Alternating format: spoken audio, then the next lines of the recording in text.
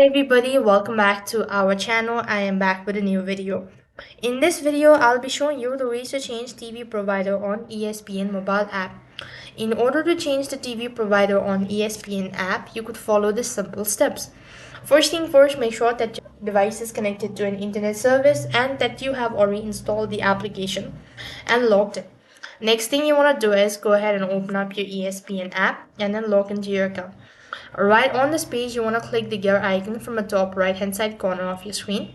Then you'll be taken to the settings. Underneath, you could find multiple options.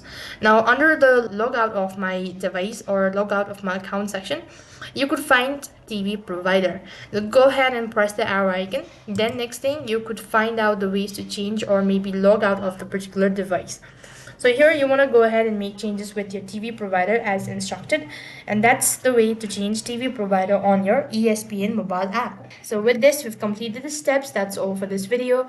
I hope the video was helpful. Make sure to like, share and subscribe to our channel. Thank you for watching. See you in the next video.